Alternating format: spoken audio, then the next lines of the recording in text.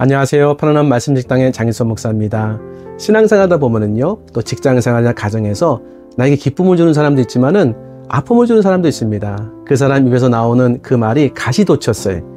그래서 가시처럼 내 마음에 팍팍 꽂히는 거예요. 눈에 가시 아니겠습니까? 어떻게 하면 좋을까요? 이 문제에 대해서 오늘 좀 제가 하나님께 받은 은혜를 말씀드리려고 합니다. 사도 바울도 고통을 당했더라고요. 그래서 오죽 했으면은 육체, 가시, 사탄의 사자라고 표현했습니다. 되게 힘든 거지요. 그래서 우리의 삶 가운데 눈에 가시만 되면 좋지요. 근데 그게 신앙의 가시가 되고 삶의 가시가 되고 인생의 가시가 되면 이거 문제 아니겠습니까? 어떻게 가시를 뽑을 수 있는지 오늘 말씀드리겠습니다. 첫 번째는요. 나를 힘들게 하는 그 아픔과 가시 같은 그런 고통에 대한 인식을 성경을 통해서 새롭게 하는 거예요. 성경에서 우리가 주는 게 많습니다. 인식을 새롭게 할 수 있는 길을 제시해줘요. 고린도 후서 12장 7절에 보면은요, 바울이 이렇게 말했습니다. 여러 계시를 받은 것이 지극히 크므로 너무 자만하지 않게 하시려고 내 육체의 가시 곧 사탄의 사자를 주셨으니 이는 나를 쳐서 너무 자만하지 않게 하려 하심이라. 첫 번째 표현은 뭐냐면 육체의 가시 사탄의 사자래요. 아프다는 겁니다. 근데 이걸 주셨대요. 누가 주신 겁니까? 하나님이 줬답니다. 하나님 좋은 걸 주시는데 어떻게 이렇게 그 어려움을 주셨는가, 이거에 대해서 마음이 힘들 수 있지요. 그런데 되게 좋은 관점인 것 같아요. 만약에 나에게 아픔을 주는 대상이 저 사람 때문에 그렇다, 이 환경 때문에 그렇다, 아니면 너 때문에 그래 하면은 뭐 올라오지 않겠습니까? 해결하기 되게 힘들어요. 그런데 하나님이 허락하신 거다. 물론 너무 힘들 때 이렇게 말이 또 어려울 수 있어요. 근데 지금 내가 아프고 고통스러운 것은 하나님이 다 알고 계신다. 그러면서 요 관점. 나를 자만하지 않게 하려고 하신 거다. 나를 겸손하게 만들게 하기 위해서다. 하나님이 내 안에 함께 하셔서 내가 지금 당하는 아픔과 고통을 주관하시고 나를 이렇게 세우는 성장 과정 속에서 겸손하게 만들고 자만심을 갖지 않게 만들려는 이런 도움의 요소라고 한다면 내 마음이 새로워질 수 있습니다. 그래서 이걸 한번 생각해 보셔야 돼요. 사실 이렇게 만드는 몇 가지가 있어요. 첫 번째는 사람입니다. 사도 바울이 육체의 가시 사탄의 사자라고 표현했을 때 많은 분들이 그런 얘기를 해요. 사도 바울 힘들게 한 사람이었다. 사람이 힘들게 하는 거죠. 그 다음에 사도 바울엔 병이 있었다. 뭐 안질과 간질이다. 다 질자 돌림입니다. 다 사실 어려운 거죠. 안질은 눈이 안 보이는 거 아니겠습니까? 특별히 간질은요. 이거는 아시는 분은 다 아시죠? 사람들 앞에서 이런 어려움이 생기면 되게 힘들어져요. 그 다음에는. 힘들다는 얘기죠. 이것처럼 사람이 힘들게 하고 또 나에게 있는 병이 힘들게 할 수 있어요. 또 하나가 있습니다. 죄가 나를 이렇게 가시처럼 올가매고 고통을 주더라고요. 그런데 하나 좋은 게 있습니다. 그게 뭐냐면 진짜 나를 겸손하게 만드는 도구가 될 수 있어요. 그것 때문에, 내 죄 때문에, 내 질병 때문에. 질병이 좋다는 얘기 아니에요. 질병 때문에 내가 겸손해질 수 있어요. 근데 또 하나는 아프게 하는 사람 일단 좀 사라졌으면 좋겠죠, 때로는. 그런데 그 아프게 하는 사람 때문에 내가 되게 겸손해지는 거예요. 하나님 앞에 엎드리게 되고. 그래서 나에게 힘들게 했던 그 가시를 뽑는 첫 번째 방법은 인식을 새롭게 하는 겁니다. 나를 겸손하게 만드는 도구다. 나를 자만하지 않게 만드는 그런 도구다. 하나님이 주신 도구다. 이렇게 생각해 보는 겁니다. 첫 번째고요. 두 번째는 그 가시를 놓고 이해는 했어요. 이제 기도하는 거예요. 가시의 문제를 놓고 진짜 내 마음 속에 있는 것을 가지고 하나님께 나가서 기도하는 겁니다. 예를 들어서 이제 조금 전에 말씀드렸던 뭐 바울이 얘기하잖아요. 계시받은 게 너무 커가지고 하나님이 나를 자만하지 않게 하려고 이 육체의 가시 사탄의 사자를 주셨대요. 그러면 그 다음에 뭐가 나와야 되면 그 다음에는요. 감사합니다 주님. 제가 순종하겠습니다 하고 나가야 되잖아요. 근데 8절엔 그렇게 안 나와요. 기도합니다. 제가 읽어드릴게요. 이것이 내게서 떠나가게 하기 위하여 내가 3번 주께 간구했더니, 아니 앞에 절에서는 이해를 했어요. 인식을 바꿨어요. 이거는 누가 나한테 준 고통이 아니라 하나님이 그 인정하시고 하나님이 나를 자만하지 않게 하려는 그런 하나의 겸손의 도구야. 알았어요. 머리로 안다고 다 마음으로 공감이 되십니까? 훌륭하신 거죠. 그러면요. 근데 잘 안 되실걸요. 머리는 알겠어요. 성경적 지식이 없는 게 아닙니다. 근데 마음에 공감이 안 된다는 건 뭐냐면 이게 납득이 안 되는 거예요. 그럼에도 불구하고 하나님이 나를 겸손하게 만드는 도구인 줄 알겠어요. 나를 자만하지 않게 만드는 하나의 가시인 줄 알겠어요. 그런데 마음은 힘들어요. 바울이 제시한 방법이 맞는 겁니다. 바울은 뭐 했으면 기도했어요. 어떻게 기도했냐면요. 자기가 이렇게 힘든 건 그냥 그대로 얘기했습니다. 떠나가게 해달라고 기도한 거예요. 제가 어느 날 새벽에 그 기도를 했습니다. 근데 어떤 기도했냐면은 되게 억울하고 힘들었어요. 불편하고 뭘 내야 되는데 되게 억울한 거예요. 사실 억울하지 않은 겁니다. 제가 그냥 개인적으로 억울한 거예요. 그래서 이렇게 기도하는, 하나님, 이거 힘듭니다. 어렵습니다. 하나님, 어떻게 하면 좋습니까? 하나님, 막 얘기하는 거 제가. 그러면서 이렇게 얘기하면, 돌봐주세요. 돌봐주세요. 그런데 돌봐주세요. 돌잡이면 뭡니까? 봐주세요. 마치 교통경찰한테 걸려가지고 범칙금 내야 되는데, 한 번만 봐주세요. 그런 느낌의 기도를 한 거예요. 근데 한 번도 그렇게 기도해 본 적이 없었어요. 왜냐하면 하나님은 정의로운 분이시고 공의로운 분이기 때문에 바른 것만 놓고 기도해야 되고, 그리고 내가 아픔을 놓고 기도해야 돼도 그게 정도가 있다. 하나님한테 뭐 불법을 저지르고 편법을 저지르겠다는 그런 정욕 기도를 드릴 수 있느냐? 물론 제가 불법을 저지르는 기도를 해달라고 기도한 건 아니에요. 근데 선을 이렇게 거본 다음에 불법은 아닌데 편법 비슷하게 가야 되는 거예요. 제 기도의 내용이. 그러면서 하나님 좀 봐주세요. 그렇게 기도를 한 거예요. 저도 모르게. 그때 하나님 마음에 감동 줬어요. 언제 내가 너 안 봐줬냐? 그러는 거예요. 마음의 감동으로. 돌아보니까 되게 많이 봐주셨더라고요. 새벽에 아모스를 설교했습니다. 매일 한 장씩. 아모스의 뭐 주제가 뭡니까? 정의를 물같이 흐르게 하고 공의를 강같이 흐르게 하는 이거 아닙니까? 정의와 공의. 정의는 사회의 바른 거, 공의는 법적인 바른 거, 의는 개인적인 바른 거 이런 거잖아요. 근데 하나님 이렇게 보니까 이스라엘 백성을 심판하시겠다. 그거 똑바로 해라 말씀하신데도 계속 바로 심판하지 않으시는 거예요. 기회를 주시는 거죠. 다른 말로 봐주시더라고요. 하나님이 나를 되게 많이 봐주셨더라고요. 혹시 하나님이 여러분 되게 많이 봐주셔서 지금 이렇게 된 거 아니겠습니까? 그런데 그 기도를 드리는데 제가 마음에 이런 마음이 드는 거예요. 야, 내가 지금까지 옳은 것만 기도하고 바른 것만 기도하고 아파도 뭐 불법을 이렇게 뭐 편법의 그런 말씀을 안 드렸는데 저지란 얘기 아닌 거 말씀드렸어요. 내가 이쪽에 있는 것을 놓고 기도했는데 왜 이렇게 하나님 앞에 내 속마음을 다 말씀드린 것 같지? 그리고 이게 더 하나님과 깊은 교제로 들어간 느낌이 들지? 그리고 왜 이렇게 하나님이 그걸 받아주시는 그런 은혜가 생기지? 이런 거예요. 안 해봤던 거예요. 바울이 그냥 이거는 제 생각이에요. 속마음을 얘기했더라고요. 기도하면서. 하나님 순종하였습니다. 그러면 하면 되죠. 근데 어려운 거예요. 육체의 가시니까, 사단의 사자니까, 표현 자체도 그렇고요. 이거 아니겠습니까? 하나님, 속마음을 얘기하는 거예요. 저 이거 없애주세요. 몇 번? 3번. 1번, 2번, 3번이 아니에요. 계속 한 거예요. 하나님 어떤 은혜의 말씀을 주실 때까지. 힘드니까.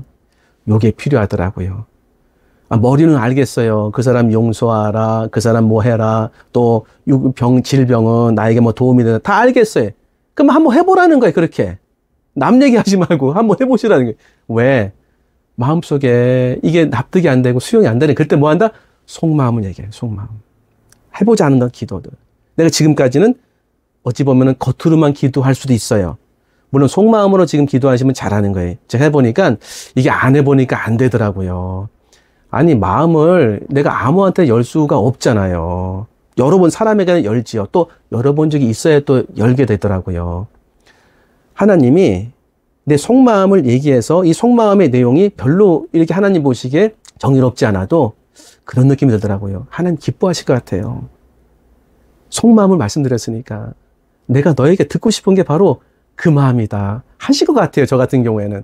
그리고 은혜가 뭐냐면 이렇게 속마음을 놓고 계속 기도하니까는 기도가 더 깊어지고 기도가 더 은혜가 생기는 거예요. 그리고 되게 놀란 건 뭐냐면 그 가시가 하나님 방법대로 뽑히는데 아까 말씀드린 억울하다고 부당하다고 근데 뭘 그렇게 행했어요. 나중에 억울하지가 않더라고요.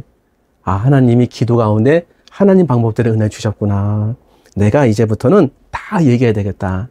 내가 하나님 보시기에 정의롭지 않고 공의롭지 않은 것까지도 속에는 그런 마음이 있다면 다 말씀드려야 되겠다. 그냥 다 말씀드려야 되겠다. 백창기라는 그런 그 배우가 계셨더라고요. 지금도 이제 계신데 아마 은퇴하신 것 같지는 않고 활동을 좀 이게 못 하시는 것 같더라고요. 근데 그분이 70이 넘으신 분인데 양복을 이게 정장은 아니고 검은색 옷을 입고 바지도 아주 잘 차려입고 자기가 제일 존경하는 사람 만나러 간대요. 전철을 타고 꽃 하나 사가지고서 가서 보니까 납골당해 가신 거예요. 수년 전에 아내가 먼저 세상을 떠나셨더라고요. 얼마나 슬프겠습니까? 아마 그 납골당 보면 1층, 2층, 3층, 4층 있잖아요. 밑에 층이었던 것 같아요. 거기 털썩 주저앉으면서 꽃 이렇게 앞에 놓고 얘기를 하시는 거예요. 여보 나왔어 하면서 자신의 속마음을 다 말씀드리는 거예요. 주저리 주저리 주저리 주저리. 딸이 이랬는데 뭐 더 하려고 하지 마. 진짜 옆에 있는 아내에게 얘기하는 것처럼 그렇게 똑같이 얘기하는 거예요. 거기 보니까 일주일에 한 번씩 오신다고 하더라고요. 전 그걸 보면서 아 정말 있을 때 잘해야 되겠다. 아내에게 죄송합니다. 그 다음에 저렇게 얘기하면 되겠다. 하나님 앞에 내 속상한 마음, 내 아픈 마음, 때로는 하나님 좀 봐주세요. 그런 마음까지도 그냥 주저리 다 말씀드리는 거예요. 하나님이 그거 기뻐하신다고 저는 진짜 생각합니다. 기도 안 될 때 있잖아요. 근데 안 될 때 안 되는 이유가 있습니다. 속마음이 있는 거예요. 속마음은 열어보고 말해봐야 이게 나중에는 자꾸 되더라고요. 한번 해보세요. 오늘부터. 속마음을 할 때 하나님 이런 기도 들으시나? 아니 신경 쓰지 마세요. 그냥 내 속마음을 다 얘기하세요. 하기 싫다면 하기 싫다. 나 이거 조금 이쪽으로 나가면 너무 넘어가는 것 같아. 다 말씀드리세요. 뭐 넘어가고 싶다. 말씀드리세요. 속마음 말씀드리세요. 하나님이 특별한 은혜 주실 겁니다. 세 번째, 이게 마지막이죠. 사실 이 마지막을 알게 하기 위해서 아마 전 단계를 두는 것 같아요. 오늘 뭐 말씀드리겠습니까? 가시 같은 존재. 그 가시 같은 사람이 될 수 있고, 가시 같은 질병이 될 수 있고, 가시 같은 죄가 될 수 있습니다. 요게 나중에 보면은요, 하나님 말씀하세요. 세 번 이렇게 간절히 기도하니까 제가 9절 읽어드릴게요. 나에게 이르시기를 내 은혜가 내게 족하도다. 이는 내 능력이 약한 데서 온전하여 짐이라 하신지라. 그러므로 도리어 크게 기뻐함으로 나의 여러 약한 것들에 대하여 자랑하리니 이는 그리스도의 능력이 내게 머물게 하려 함이라. 기뻐졌다는 거예요. 가시가 나중엔 기뻐졌다는 거예요. 왜냐하면 이렇게 말씀하셨어요. 예수님께서 내 은혜가 예수님이 주신 은혜죠. 내게 족하도다 바울에게 이는 내 능력이 약한 데서 온전하여 짐이라. 이 말씀 얼마나 많이 들었습니까? 그래서 찬송도 많이 불렀죠. 약할 때 강함 대신에 주 나의 모든 것. 찬송을 불렀을 때에 그게 느낌으로 오셨나요? 거기 공감이 많이 되셨나요? 그리고 진짜 어떤 상태인지 경험해 보셨나요? 한번 생각해 보세요.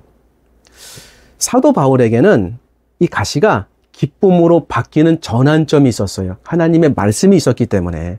맞지요? 말씀하시니까 기도 가운데 막 깨달아지고 그게 큰 기쁨이 된 거예요. 그리고 진짜 이 말씀이 맞는 거예요. 내 은혜가 내게 족하도다. 이는 내 능력이 약한 데서 온전하여 짐이라.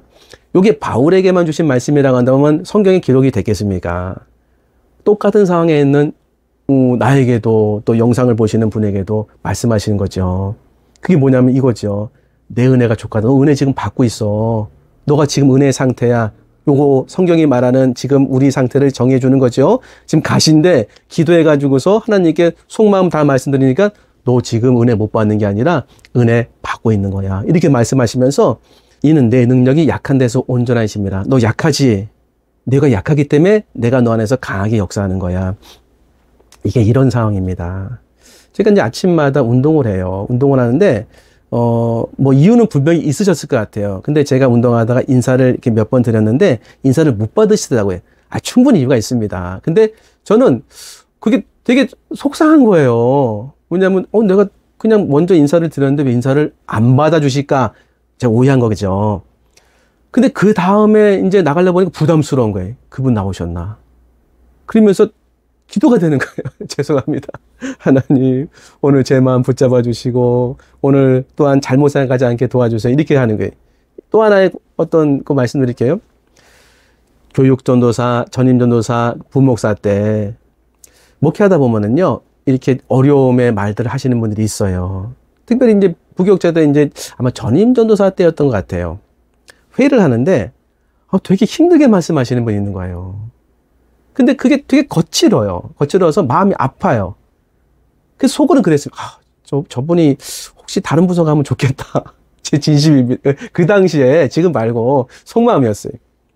그래서 이제 힘들었어요. 힘들었는데 또 들어가다 보니까 똑같은 일 발생할 거 아닙니까? 그럼 뭐 하겠습니까? 기도하는 거예요.